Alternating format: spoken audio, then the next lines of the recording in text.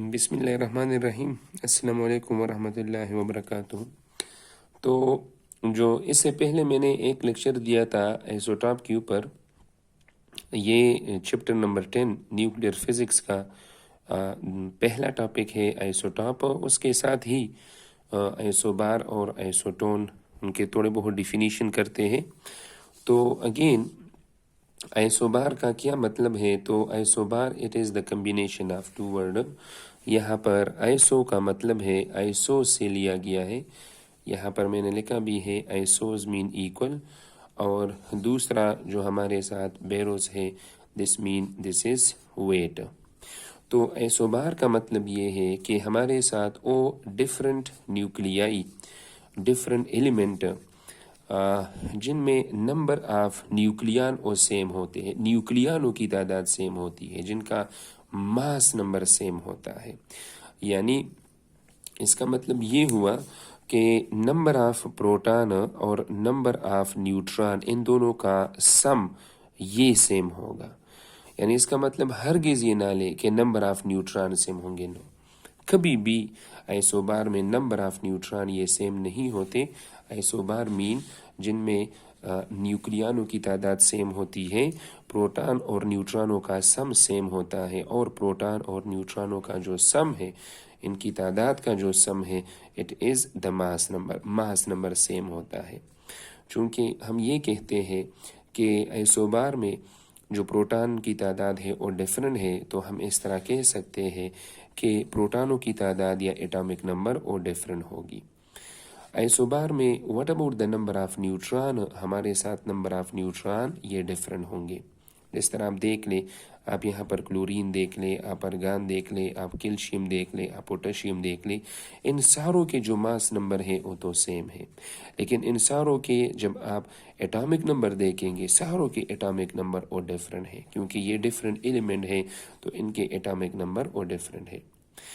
अच्छा, अब ये भी याद रख लें, जिस तरह मैंने कहा कि आइसोबार में नंबर ऑफ न्यूट्रॉन सेम नहीं होते, यहाँ पर भी आ जाए। यहाँ पर भी एक एग्जांपल के तौर पर, जिस तरह हमारे साथ सोडियम है तो इसका मास नंबर 24 है, ये हमारे साथ मैग्नीशियम है, इसका मास नंबर 24 है। लेकिन यहाँ पर देख लें, इसका जो एटॉमिक नंबर है ये 12 है, और इसका जो एटॉमिक नंबर है ये 11 है। अब इसमें न्यूट्रॉनों की तादाद आप देख लें, तो 24 से आप 11 माइनस कर लें तो हमारे साथ न्यूट्रॉनों की तादाद ये कितनी होगी? तो यहाँ पर जो न्यूट्रॉनों की तादाद है 24 से जब आप 11 माइनस कर लें तो ये 13 आते हैं, और यहाँ पर आप न्यूट्रॉनों की तादाद देख लें, 24 से 12 माइनस कर लें तो दिस इज़ 12। तो अब देख लें हमारे साथ न्यूट्रॉनों की तादाद और दोनों में डिफरेंट है, और इस तरह इन सारों में हम देख लें, ये डिफरेंट एग्जांपल है आइसोबार के, तो इन सारों में हमारे साथ न्यूट्रॉनों की तादाद डिफरेंट होगी। अच्छा, जब हम थोड़ा आगे जाएंगे रेडियो एक्टिविटी में भी हम इसके ऊपर एक चर्चा ज़रूर करेंगे। जो न्यूक्लियाई हमारे साथ होते हैं, जिन न्यूक्लियाई में न्यूट्रॉनों की तादाद ज़्यादा होती है, जो न्यूट्रॉन रिच न्यूक्लियाई होते हैं, तो आगे हम डीकेस के बारे में पढ़ेंगे, हम अल्फ़ा डीके के बारे में पढ़ेंगे, हम बीटा डीके के बारे में पढ़ेंगे। तो जो हमारे साथ न्यूट्रॉन रिच न्यूक्लियाई होते हैं, जिनमें न्यूट्रॉनों की तादाद ज़्यादा होती है, तो फिर उनमें बीटा डीके के ज़्यादा चांसेस होते हैं। और किस तरह की बीटा डीके होती है? उससे नेगेटिव बीटा ओ एमिट होती है, जिनको हम नेगेट्रॉन बोलते हैं। और कुछ न्यूक्लियाई इस तरह होते हैं जिनमें न्यूट्रॉनों की तादाद कम होती है, न्यूट्रॉन डिफिशिएंट होते हैं, तो फिर उन न्यूक्लियाई से कौन से पार्टिकल एमिट होते हैं? उससे पॉजिट्रॉन एमिट होते हैं। ये 2 पॉइंट मैंने क्यों यहाँ पर लिख लिए? बात यह है कि ये आइसोबार कब बनते हैं? आइसोबार उस वक्त बनते हैं जब किसी न्यूक्लियस से क्या एमिट होता है, जब किसी न्यूक्लियस से नेगेट्रॉन एमिट होता है या किसी न्यूक्लियस से पॉजिट्रॉन एमिट होता है, तो तब हमारे साथ आइसोबार बन जाते हैं। यानी हम इस तरह भी कह सकते हैं कि isobar are form in which decay, तो यहाँ पर हम ऐड करते हैं कि आइसोबार दे आर फॉर्म्ड, ये बनते हैं, they are form in beta decay. Beta decay में हमारे साथ आइसोबार बनते हैं। फिर बीटा डीके हमारे साथ दो तरह से है, एक वो है जिसमें एक न्यूक्लियस से नेगेट्रॉन इमिट होता है और एक O है जिसमें न्यूक्लियस से एक पॉजिट्रॉन इमिट होता है। तो दोनों में हमारे साथ क्या बनते हैं, हमारे साथ वो दोनों, चाहे हमारे साथ पॉजिटिव बीटा हो चाहे हमारे साथ नेगेटिव बीटा हो, इसमें हमारे साथ ये आइसोबार बनते हैं। फॉर एग्जांपल जिस तरह हमारे बुक में भी है, मैं आपको दिखाता हूँ, जिस तरह हमारे बुक में ये आगे आएगा भी, लेकिन चूंकि डिस्कशन में है, जिस तरह आप अगर यहाँ पर आप देख लें, ये एक रिएक्शन है, मैं आपको ये देख लें, ये हमारे साथ कार्बन है, ये हमारे साथ नाइट्रोजन है। तो देख ले यहाँ पर मास नंबर देख ले, ये भी 14 है, और सिमिलरली यहाँ पर मास नंबर देख ले, ये भी 14 है। तो ये दोनों क्या है, दे आर आइसोबार। और ये किस तरह का डीके है, this is the beta decay. तो आप देख रहे हैं ये किस तरह का बीटा डीके है, this is negative beta decay. अब इस तरह नीचे वाले एग्जांपल में आ जाए, ये भी 11 है और ये भी 11 है, तो हमारे साथ क्या है, दे आर द आइसोबार। और ये किस तरह का डीके है, this is the positive beta decay. तो यही वजह है मैंने लिख लिया कि isobar are form in which decay, they are form in beta decay. अगर इस तरह का कोई क्वेश्चन आ जाए बीटा डीके में, चाहे हमारे साथ पॉजिटिव बीटा डीके हो चाहे हमारे साथ नेगेटिव बीटा डीके हो। अच्छा, हम नेक्स्ट पॉइंट पर चलते हैं। नेक्स्ट पॉइंट ये है कि हमारे साथ वो जो पेरेंट और डॉटर होते हैं, they are the isobar of each other. मैंने लिखे हैं कि पेरेंट और डॉटर ये दोनों क्या है, they are the isobar of each other. आप देख रहे हैं कि हमारे साथ ये हमारे साथ क्या है, ये पेरेंट न्यूक्लियस है, ये डॉटर है, ये पेरेंट न्यूक्लियस है और ये डॉटर है, they are the isobar of each other, क्योंकि दोनों का मास नंबर और सेम है।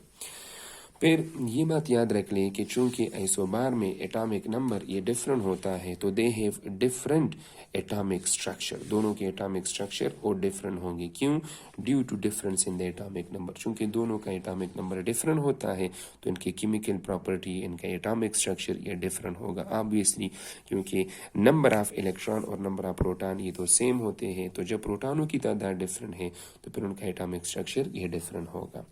फिर यहाँ पर मैंने आइसोटॉप और आइसोबार के दरमियान कुछ डिफरेंसेस लिखे हैं। तो आइसोटॉप का मतलब क्या था, they are the atomic structure of same element. Isotope जो है ये किसी एक एलिमेंट के इस तरह के एटॉमिक स्ट्रक्चर होंगे जिनका मास नंबर क्या होता है, ये डिफरेंट होता है। लेकिन आइसोबार जो होते हैं ये बाकायदा तौर पर डिफरेंट केमिकल एलिमेंट होते हैं, क्योंकि वजह ये है कि हमारे साथ आप देख रहे हैं पीरियोडिक टेबल में हमारा जो क्लासिफिकेशन है वो पूरे का पूरा एटॉमिक नंबर की बेस पर है। तो इसमें हमारे साथ एटॉमिक नंबर जब डिफरेंट हो गया तो एलिमेंट हमारे साथ वो डिफरेंट एलिमेंट कहलाएंगे। फिर यहाँ पर हम देखते हैं कि आइसोबार में एटॉमिक नंबर ये सेम होता है, इसमें एटॉमिक नंबर सेम होता है, और इसमें हमारे साथ एटॉमिक नंबर ये डिफरेंट होता है। अच्छा, फिर आइसोटॉप में एक और पॉइंट भी ऐड करते हैं कि आइसोटॉप में अगर देखा जाए तो आइसोटॉप में नंबर ऑफ न्यूट्रॉन जो होंगे वो सेम होंगे, नहीं वो डिफरेंट होंगे। और आइसोबार में भी नंबर ऑफ न्यूट्रॉन क्या होते हैं, ये डिफरेंट होते हैं। लेकिन यहाँ पर अगर देख लें तो आइसोटॉप में हमारे साथ एटॉमिक नंबर ये सेम होता है, और यहाँ पर एटॉमिक नंबर ये हमारे साथ ये डिफरेंट होता है। अच्छा, फिर यहाँ पर जो फिजिकल प्रॉपर्टी है, they are same chemical element, लेकिन उनके एक तरह से हम कह सकते हैं कि ये एक ही एलिमेंट के और डिफरेंट फॉर्म्स होते हैं, एक ही केमिकल एलिमेंट के डिफरेंट फॉर्म्स होते हैं, और ये हमारे साथ बाकायदा तौर पर डिफरेंट एलिमेंट्स होते हैं। अब अगर हम बात कर ले फिजिकल प्रॉपर्टी की, तो आइसोटॉप में हमारे साथ फिजिकल प्रॉपर्टी सेम नहीं होगी। इसमें जो फिजिकल प्रॉपर्टी है आइसोटॉप में वो डिफरेंट होंगी, क्योंकि हमारे साथ मास नंबर क्या है वो डिफरेंट है। और आइसोबार में चंद, आप सारे तो नहीं कह सकते, आप चंद हाँ कुछ ना कुछ प्रॉपर्टीज में वो सिमिलरिटी हो सकती है। अब इसी के साथ ही हमारे साथ एक और है which is name is the isotone. Again the iso is for the same and tone is for the neutron. तो बेसिकली आइसोटोन का मतलब ये है कि वो डिफरेंट एलिमेंट जिनके में नंबर ऑफ न्यूट्रॉन क्या होते हैं वो सेम होते हैं, उनको आइसोटोप कहा जाता है। जिस तरह आप ऑक्सीजन, नाइट्रोजन, कार्बन देख लें तो सारों में आप देख लें प्रोटॉन नंबर 8 है, प्रोटॉन नंबर 7 है, प्रोटॉन नंबर 6 है। यहाँ पर आप न्यूट्रॉन देख लें 16 - 8 से नंबर ऑफ न्यूट्रॉन 8, यहाँ पर number of neutron 15 - 7 number of neutron 8, यहाँ पर 14 - 6 नंबर ऑफ न्यूट्रॉन 8। तो इन सारों में नंबर ऑफ न्यूट्रॉन क्या होते हैं वो सेम होते हैं।